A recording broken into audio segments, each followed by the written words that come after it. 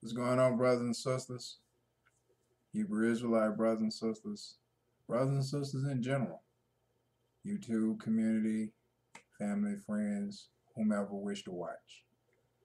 I'm back again to share a message, and I try my best to try to make them brief because I know some people like things more concisive of abstract, right to the point, and instead of full detail. And I know some enjoy, depending on the person that's speaking, every second of what's being spoken and depending on the topic.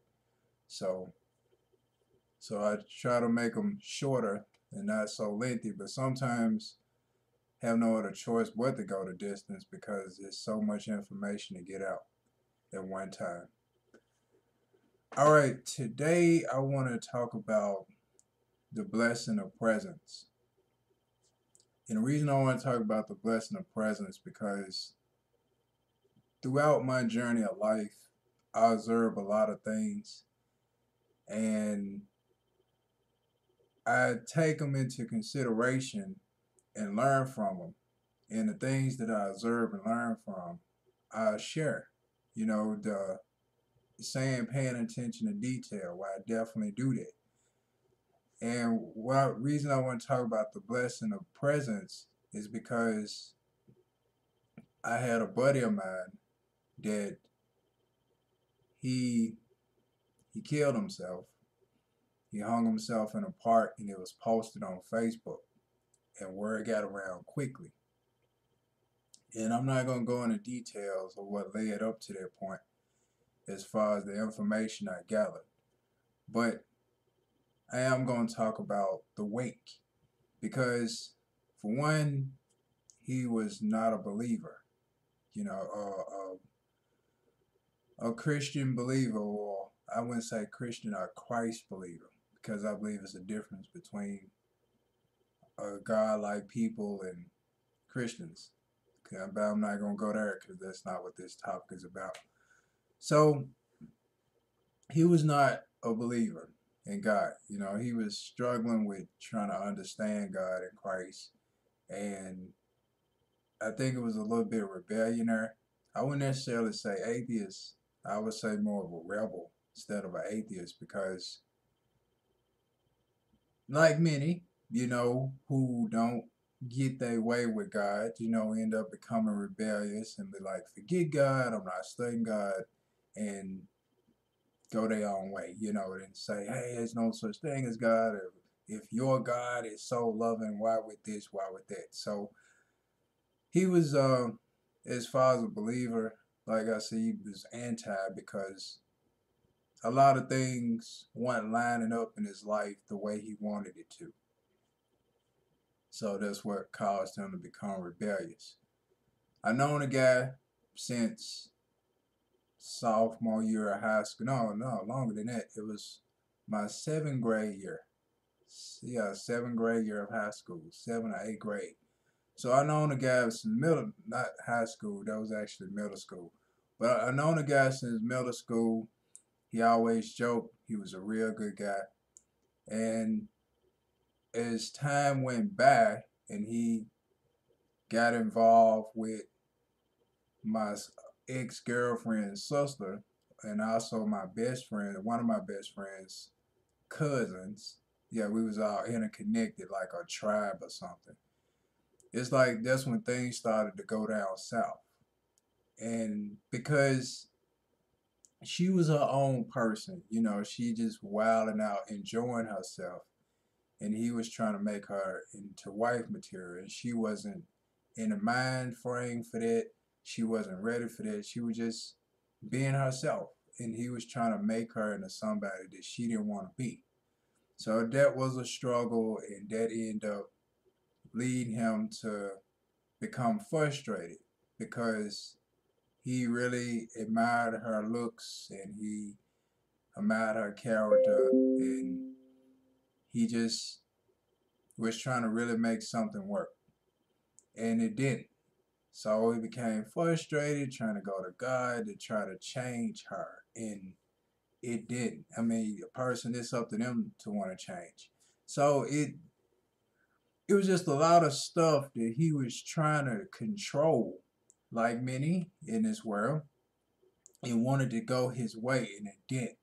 So because that happened, that caused the rebellion against God. You know, he's like, I'm praying to God to have things to go my way. You know, it's either you're gonna pray to God to control the situation his way, or you're gonna try to do it your way. But a lot of people pray to God to have things done the way they want it to be done. And he may not recommend the way they're trying to have it done because he's wiser, of course, or the ultimate source of wisdom. So of course, that just giving a little history of my friend here, you know, it was tug of war. And like many, like I said, and trying to make things happen the way he wanted to happen, but it did not. So therefore, it led to rebellion and disbelief in God because things weren't going the way he wanted to. So that was like part of the reason of as far as the disbelief. Now, the him killing himself is more behind it, but as far as him being a non-believer, that's part of the reason. And just kind of giving an idea of giving a few details of the frustrations of his life, you know, but it's deeper and grander and it's personal. So I'm really not gonna elaborate on it out of respect for my friend and his family.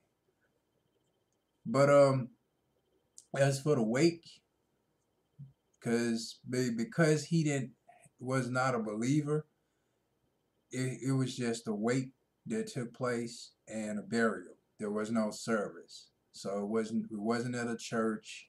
It wasn't it wasn't at a church. It wasn't no pastor giving a message and saying, "Oh, he was a good believer. He was a good Christian," and because he wasn't. So I think because his parents knew he wasn't a faithful believer in Christ, they didn't want to, and they did right. They didn't want to put on a facade as if he was. So that's why they just had a wake and a burial because he was not a believer. So, but at the wake, getting, just giving a little description here. Scoot up. At the wake, um, it was beautiful.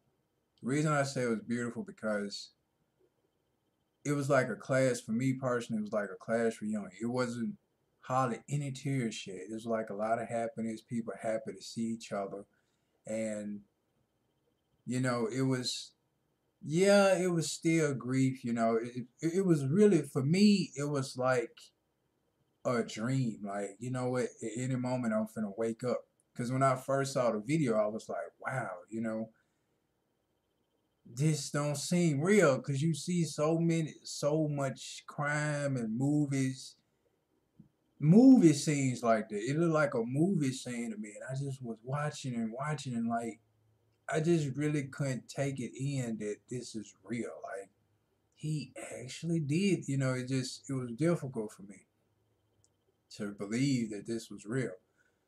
But seeing his body at the wake is like, well, here's the proof that it is. You know, gotta accept it. So, and it's 1,000 questions still to this day, but I'm not gonna elaborate on it. But the wake, like I said, was beautiful because of I seen people that I hadn't saw in years, high school buddies, guys I used to talk with, saw in years, and I'm just hugging all day. Oh, what's up, man? I ain't saw you in a while. Oh man, good to see you. So it was a lot of that going on, and afterwards, all his main friends, like the family spread it out. Family spread it out at the burial and went their separate ways. And all his friends was the ones that remained. And we stood in a circle, all laughing, all joking, like we did in old times. And because of that, we looked around, we was just so happy to see each other and we looked around and everybody was gone and we was the only one there left, standing next to his burial. We was there all the way to the end. I mean, we watched them put the lid on. We watched them lower the casket down. We watched all it, you know. Only thing we missed was not watching them throw the dirt on. And I guess because they was having other burials that take place, I guess they was gonna do that all at one time. You know, just throw dirt on every coffin or casket, you know, that was at that cemetery. So that's probably why they ain't do that. They're probably like, we're gonna wait till all families clear out and we're gonna put dirt on each one. So, but yeah, but we stood around, we talked, and we laughed, we joked, and I thought about it. I was like, you know what? I said, and me personally, I strongly believe everybody attends their own funeral. I really believe whether a person was a believer or not, I really strongly believe everybody attends their own funeral to see who showed up, who didn't show up, you know, and also to see the love, you know, the amount of love that people have for you. Like, that's where I'm leading to the blessing of presence is your presence alone says a whole lot of how much a person, you know, respected you or loved you is upon another individual's presence just by simply showing up. That says a whole lot within itself because a person could have been doing any other thing in their day, in their spare time, but instead they chose to show up at a funeral wake of a lost friend. So presence is very, very strong. And when all of my friends and his, you know, stood by his burial, like I told him, I said, the greatest gift that we can give him is seeing us all back together again. This is the greatest gift we can give him. I mean, we all back together again. We laugh and we joke and everybody looks decent and healthy. Nobody looks sick and stressed out, even though we may all have our different problems. We don't look like it, you know, and that's why I said that's the greatest gift that we can give him. And I know that us joking, laughing, and all that around his burial, I'm for certain his spirit was there laughing at it all. You know, just joking, laughing at it all. Like wow, like old times. All my buddies back together, and we all laughing and joking like old times. So then afterwards, of course, you know, friends wanted to us to meet over at a buddy of his house. Like, man, come on, everybody, let's hang out over my house, you know. So we did, and it was just the blessing, the presence. I just looked around and I observed everybody's face, and I could see smiles, like everybody looking at each other, smiling, just happy to see each other. I seen people looking at me like, wow, you know, it's good seeing him again, and you know, so it was beautiful. It was beautiful. And like I said, one friend, he was drinking, you know, just beer after beer, and just like, just wow, just out of. I mean, he wasn't like crazy wild, but he was just an overexertion of energy, you know, was in him. He was laughing, he was joking, he was just full of so much energy, and I can tell he was happy. And he kept saying, "Man, I love you guys. Man, I'm happy to see all y'all." You know, I can really tell it really blessed him. I mean, me, you know, I'm just sitting quiet, like just looking back my arms, like now this is quite something. I like this. You know, I'm like, wow, this is great. I'm just soaking it in. Like, man, this is great. This is awesome to see all my buddies back together and we all laughing and joking and just having a good time. So brothers and sisters, you know, basically all I'm saying pretty much is in that experience, and I know many of you been to several funerals, you know, or wakes or whatever. But what I observed this one, and then so have I. What I observed in this in particular is a person might not be the richest, or you may not be rich, period. I mean, we actually, in actuality, we are all rich in our own way because you can be spiritually rich. But when I say, oh, okay, or a person may not be financially rich, or abundant. You may can afford to give nice things at one point you can't. But what I have learned is the greatest gift that sometimes we can give people is simply our presence. I mean, like a mom going to a basketball game, a dad going to a son football game, you know, just simply our presence is a gift within itself because we don't have to say anything. All we got to do is just simply be there. And our presence says enough. It speaks loud enough. The fact that we are there says a whole lot. So, and I can tell with my friend how excited he was that our presence alone was a blessing to him. I mean, the first thing he said when he came, because he came late changing clothes or whatever.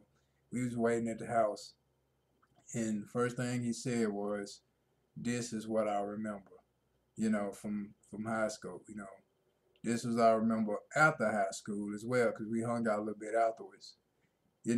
From the past, is seeing us all together again, joking, laughing, just having a good time.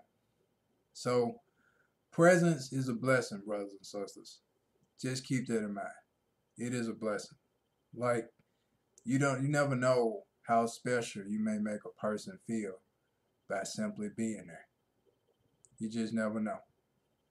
I mean, when people just look over in the audience or look wherever, you know, special event, you know, to them and see you and they smile, it's like it says enough. Like just simply seeing you present says enough to them, you know. So just something to keep in mind.